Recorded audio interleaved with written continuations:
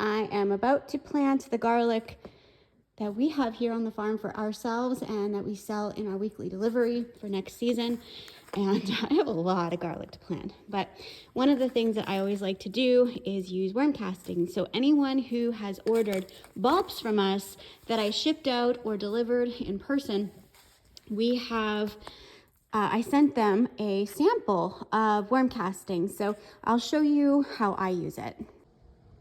Always make sure to label your varieties, but remember that Jiffy marker or permanent marker will fade.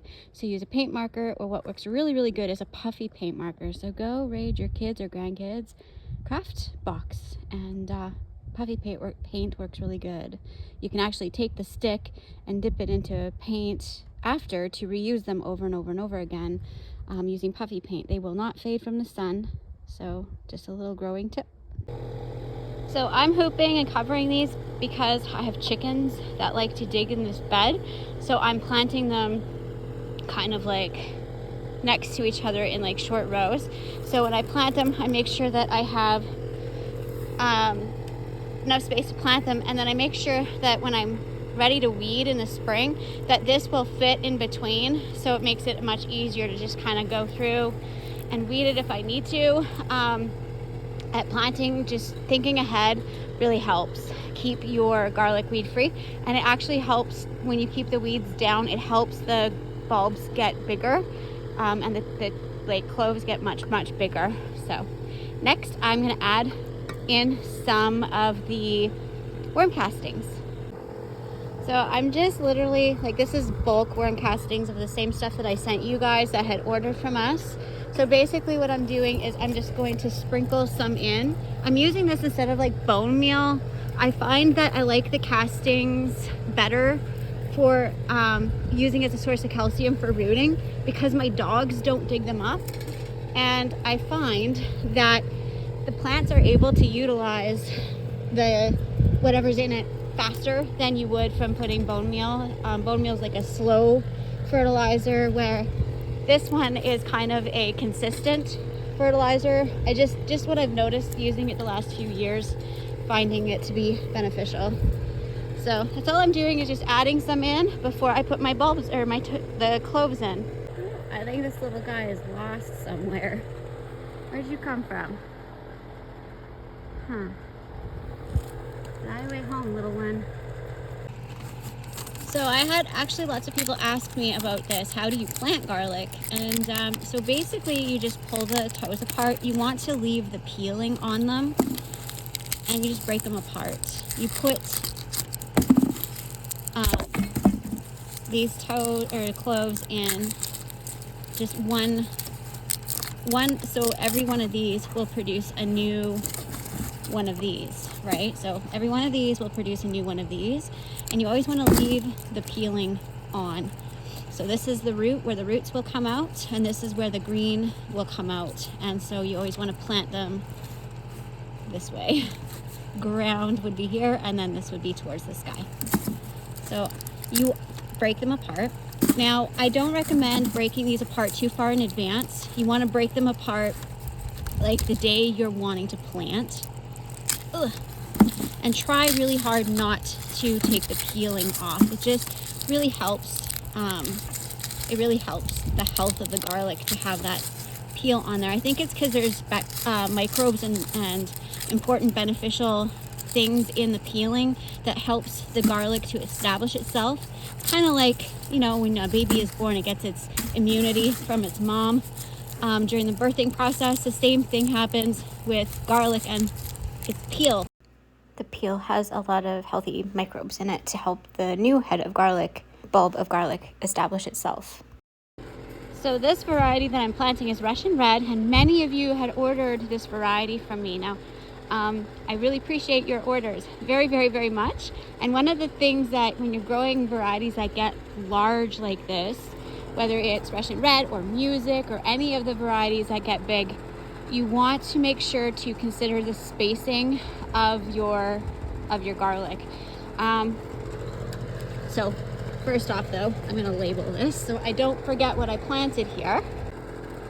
Okay, so you always want to consider how big these are gonna get.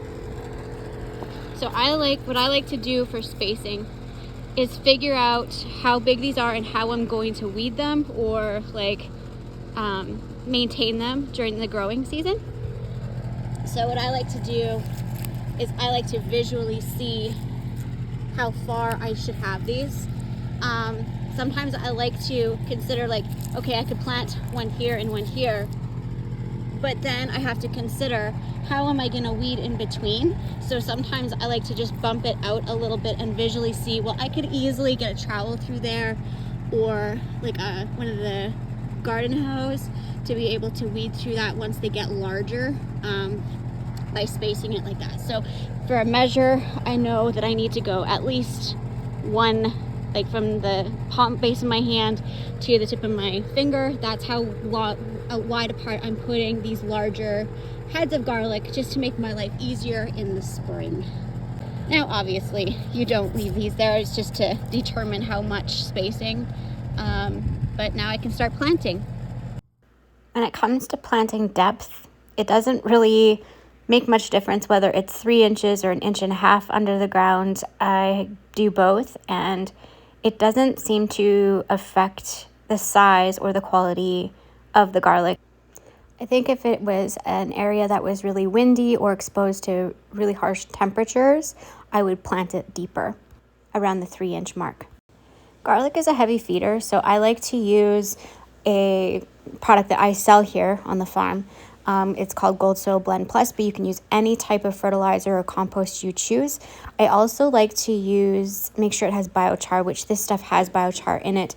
Biochar and worm castings and compost are a great blend for garlic because biochar works as, well, one thing, it works as a long-term fertilizer. So like instead of it like being a fast release, it's like a slow release fertilizer because it hosts a lot of good microbes and good nutrients in the biochar itself, but it also helps with the hardiness of plants. So I like to use biochar in all my plantings in my beds, or compost mixed with biochar, because it allows it to handle temperature fluctuations of heat and cold better, just because of the trace minerals that it has in it. So anyway, I just dump it on.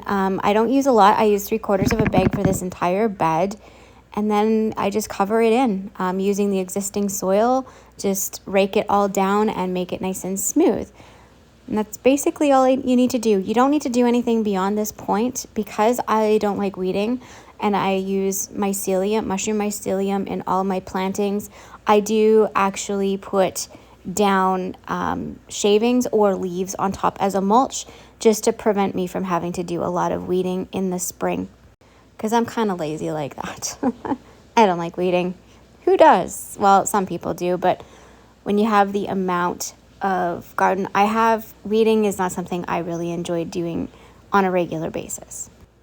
So at this point, like I said, you can put leaves on it. Leaves are great. They have lots of benefit, and shavings have lots of benefit. These have been broken down for a couple years now. I wouldn't use fresh shavings because they do lock up nitrogen to kind of stunt your garlic if they're fresh, but composted or old shavings work great. These have been sitting in that bag for a couple years. I alternate between shavings and leaves, and sometimes even straw. Straw works great for this too. Whatever it is, you just want to suppress the new seeds from germinating, and it just buys you like 3 weeks of less weeding time in the spring. And sometimes it can help buffer that to protect it from any wind or weather like rain, like prevent it from compacting. At this point, you can rake in mycelium for mushrooms or whatever you choose to do. I already have that established in my beds and in my shavings, so I'm not doing that. But one thing for sure, make sure that your label is there so you know what you're growing, because sometimes it's easy to forget.